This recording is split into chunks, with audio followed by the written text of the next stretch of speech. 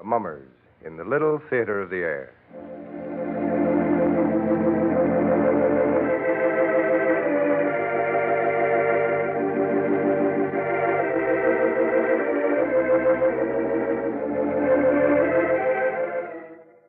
Now, the Hermits.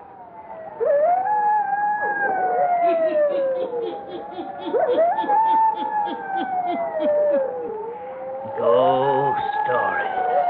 Weird stories. Murders, too. The hermit knows of them all. Turn out your lights. Turn them out. Have you heard the story? The blackness of terror, eh? Then listen while the hermit tells you the story.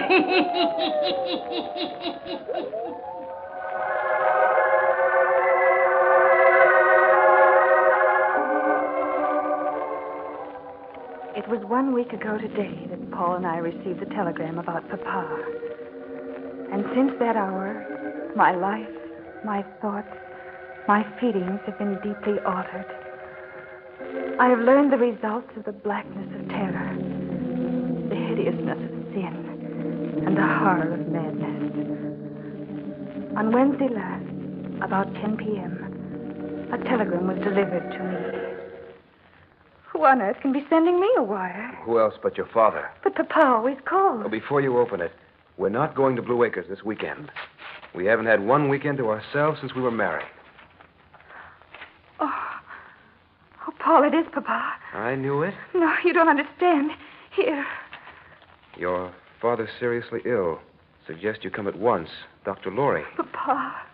Oh, now take it easy, Marlene. He's never been ill a day in his life. Your father's getting along in years, darling. You can't expect him not to have some bad days. But Dr. Laurie says seriously ill, and he's usually terribly conservative. We must start at once.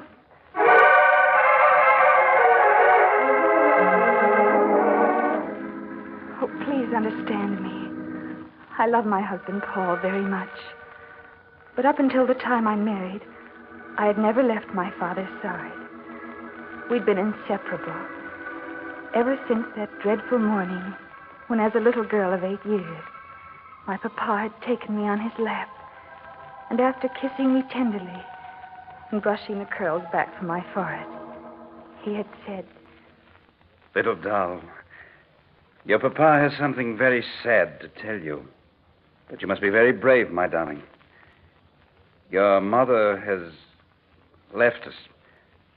She has written this note to inform us. To Terence and Marlene.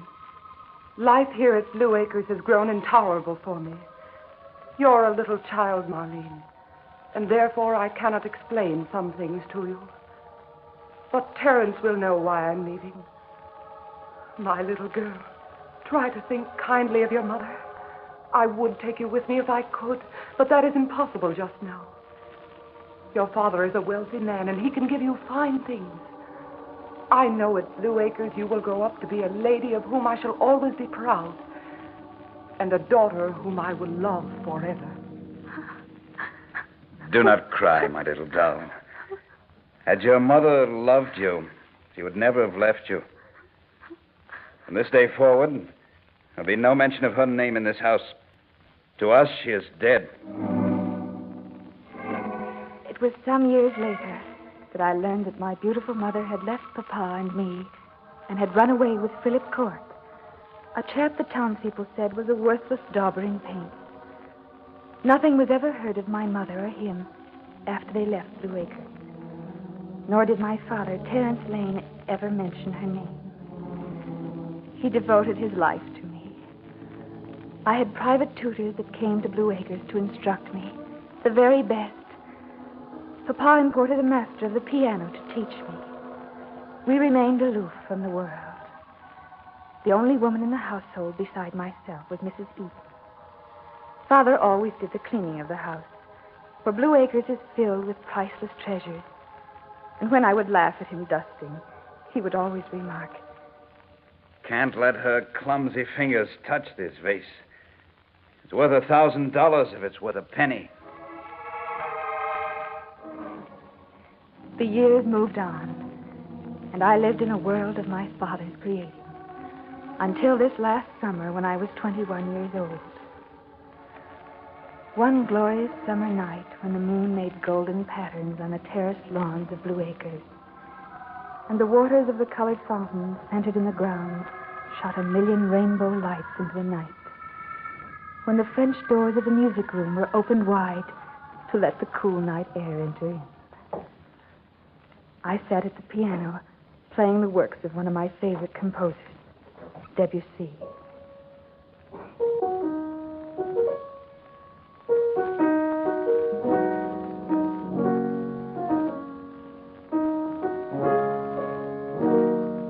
Papa was not fond of Debussy, and as soon as I began playing, he got up from his chair and went to his study. But the haunting melancholy of Debussy suited me.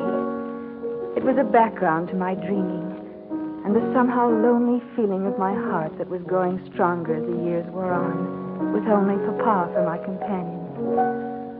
I went on playing.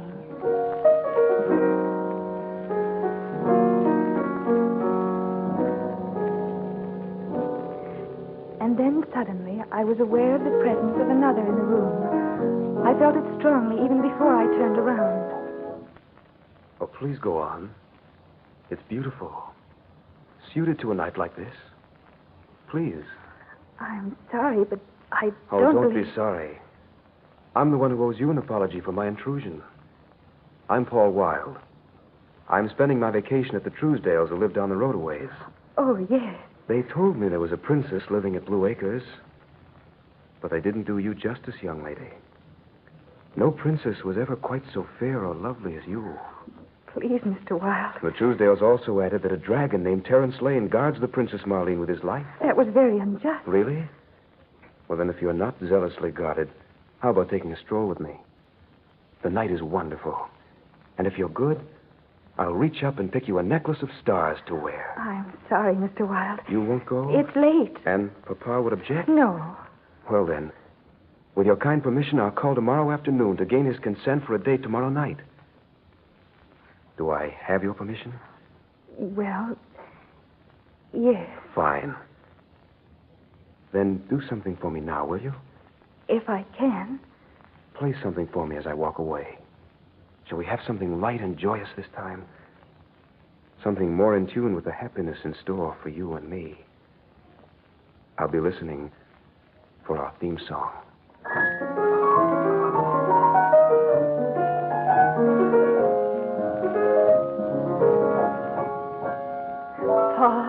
Paul Wilde. Only those deeply in love can understand what I mean when I say it was adoration on sight. I knew that from that second until eternity, there would be none other for me than Paul. And true to his word, he was at Blue Acres the next afternoon, asking Father's consent for an evening with me. I didn't hear their conversation, but I did hear from Papa later. My dear, I'm an old man, wise in the ways of the world. I've spent my entire life protecting you from the vulgar of this world, the worthless. Had I protected your mother more carefully, there never would have been the scandal in this house caused by her treacherous act. But Papa... I have already called into the city. This Paul Wilde is nothing but a simple clerk with poor wages. Is there never to be anyone for me? Of course, when the time comes. But this is not the time. I had never disobeyed my father, but I did so that night. I sent Paul a note, and we met at midnight in the gardens of Blue Acres.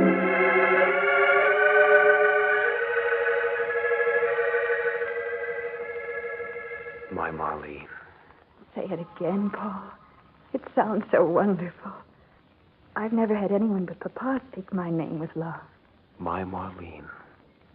I have a lifetime of love to give you. A heart bursting with love for you. Do you love me, my darling? Oh, yes, Paul. Say it. I love you. Oh, I love you. And now say this. I love you enough to leave Blue Acres and marry you, Paul. I love you enough to leave. Oh, Paul, I can't. I can't do that to Papa. Must you give up your life to him? No, but to leave him as Mother did. Then will you let me go out of your life? No. No.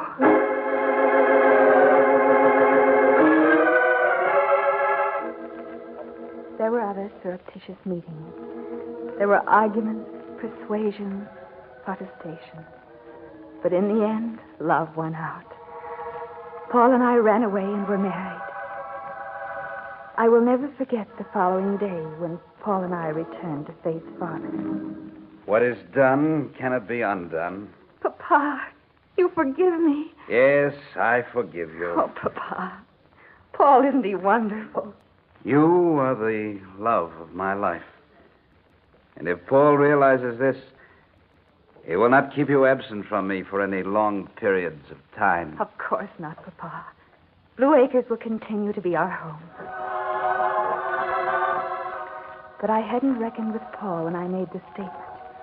He would not quit work and live at Blue Acres off Papa's bounty, as he called it. So for the time being, we'd been spending weekends at Blue Acres. At this moment, I felt a little resentful that Paul had taken me away from Papa. We arrived at Blue Acres, and Mrs. Eaton opened the door to us, just as dawn was breaking over Blue Acres. Oh, at last you've arrived. Come in. Papa? Your father's a very sick man. What is it, Mrs. Eaton? I think, Miss Marlene, you should let Dr. Laurie explain. Oh, here. I'll take the luggage upstairs. I'll go to Father. You'll find him in his study.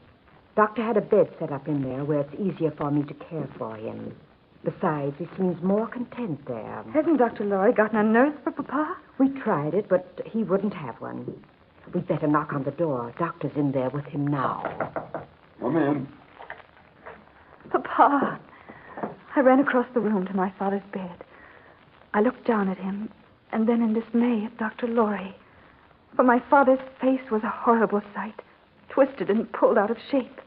And his eyes, his burning eyes, they were staring at me wildly. I reached out for his hand, cried out to him, Papa! What is it, Dr. Laurie? Stroke. Oh, Papa, don't worry. Dr. Laurie will get you well again. Can you hear my voice? I'm not quite sure this morning, but I think so. He does know who you are. Come outside with me, Marlene. I want to talk to you. I'm going in the drawing room, Papa, to talk to Dr. Laurie. I'll be right back, and then I won't leave. I won't leave until you're well again. Come in the drawing room, Doctor. I should never have left him. Fiddlesticks. You did the right thing. But my marriage has brought this on. He loved me so, and I love him. He's been lost with me gone. Marlene, Dr. Laurie, his eyes. Yes, my dear. I was just about to talk to you of this. What is it? I wish I knew. Your father is suffering from some terrible fear that I'm inclined to think is nothing to do with his fear of dying. Has he said anything about it? He can't speak. Only the guttural sounds you heard. He can't write. He can't lift his hands. Oh, how dreadful. What that fear is, I don't know. I've watched with him nights, and it appears that whatever causes his wild fear is worse then. Poor Papa. As soon as office hours are over this evening, I'll drive out here to Blue Acres. Perhaps between the two of us, we'll be able to discover what causes his distress and be able to help him.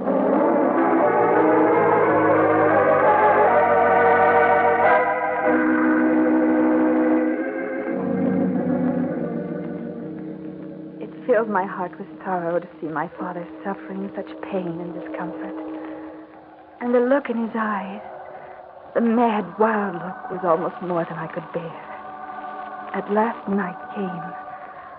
I rejoiced when I heard Mrs. Eaton usher Dr. Laurie in. He and I sat by Father's bed while the heavy minutes ticked past.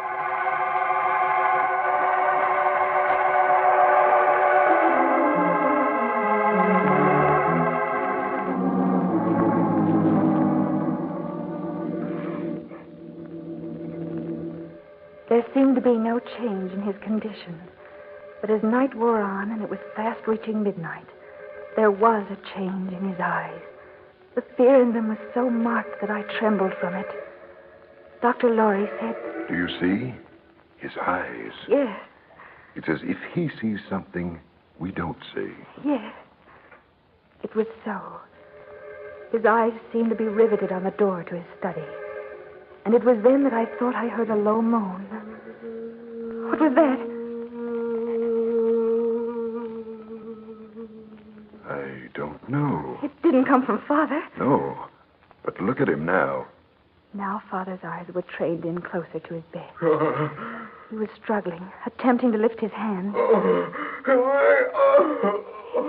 It was very plain to me, and I cried out, Doctor, there's some unseen thing standing over Papa's bed. That is the way I diagnose it. There is. Something unseen to us, but clearly seen by your father.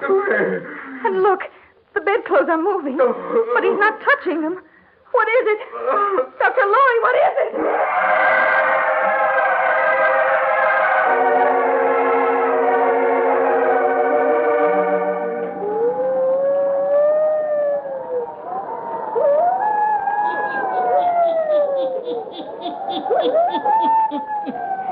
An unseen spirit, eh?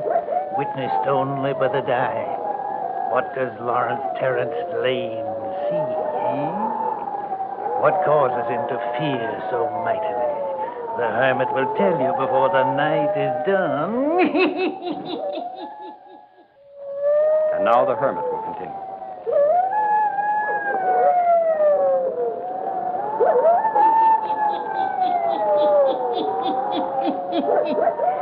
Only a few minutes have passed, but Marlene, in her anxiety to aid her father in his terrible fear, only makes matters more difficult. Now it appears that the dying man wishes his beloved daughter out of the room, too.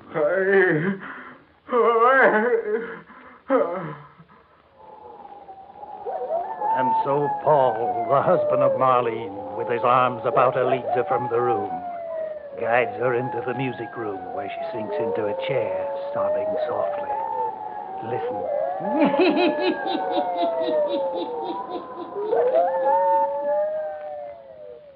Darling, if you get overwrought, ill, you won't be able to help your father. Oh, Paul, it's so dreadful. I tell you, Papa sees things there in his room.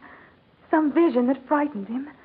I saw the bedclothes move, and Papa wasn't touching them. Please, dear, try to control your nerves. Shall I have Mrs. Eaton make you some tea? It'll help soothe you.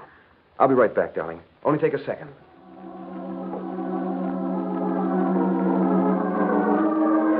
Paul went into the kitchen. I sat trying to get a hold of myself. It was only a few minutes after he'd left the room. Once again, I was aware of the same sound I had heard in Father's room. The sound that had made his eyes turn mad with the terror of it.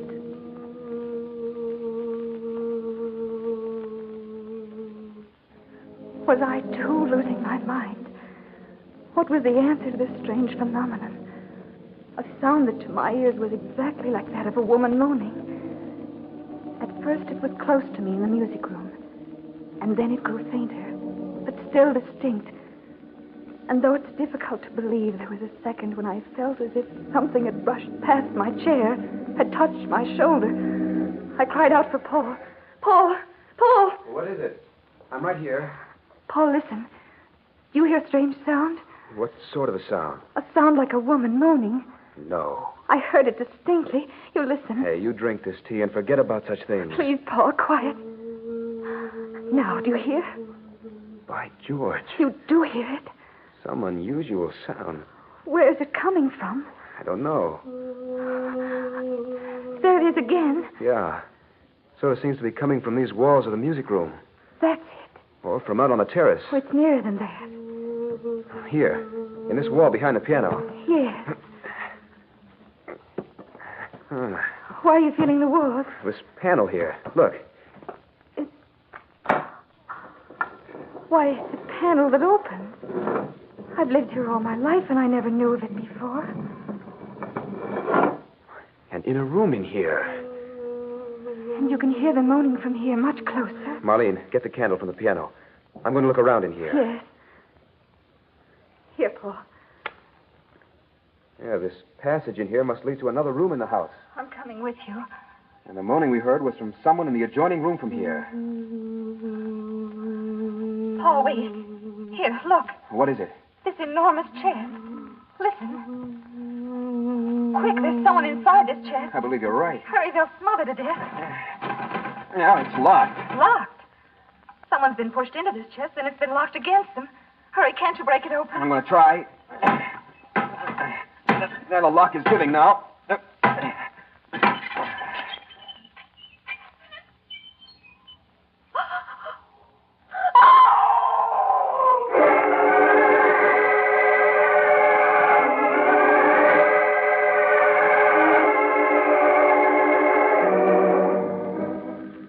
Not one skeleton, Paul. Two. Two. I'm going to take this chest into Terence Lane's room.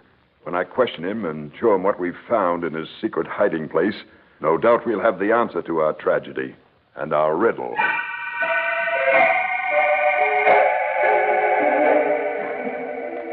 When confronted with the chest and the skeletons of human beings found in it, when asked questions by Dr. Lorry that Papa could answer by a nod of his head, we found the solution to the mystery of Blue Acres. Yes, the skeletons were those of Philip Court and my mother. My father had killed them before they ever got away from the house, the night Mother intended to leave him. Dr. Lorry filled in many blank spaces in the life of my mother and father. Your father was an insanely jealous man, Marlene. He would allow her no friends. He even went to the city alone and bought her gowns for her. He would allow no one to look upon her. He hated me because I attended her at your birth. Oh. I was surprised when he allowed you to get away from him and marry Paul. But I've figured that out now. What do you mean, Doctor? I found a large quantity of arsenic in his desk. Great heaven. I'm sure it was his intention to do away with you, Paul. Then, once again, he could have Marlene to himself. Take me away, Paul.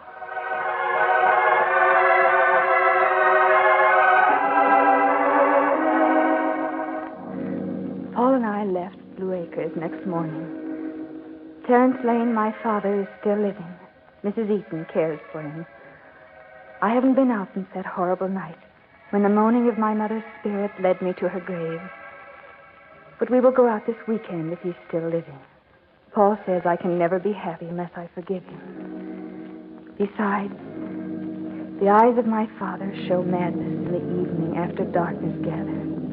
And so we know he is tortured enough.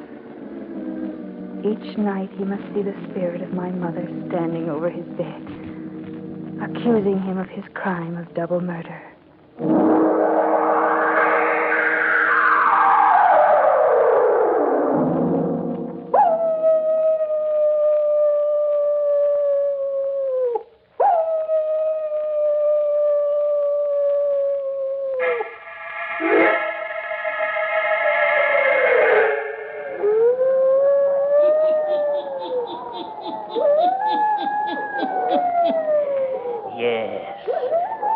Lane lies suffering for his guilt, unable to speak to those who stand beside him.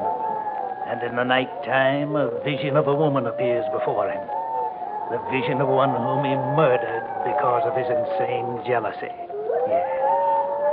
Terence Lane has learned during these last hours the blackness, the awful blackness of terror. Turn on your lights. Turn them on. I'll be back. Pleasant dreams.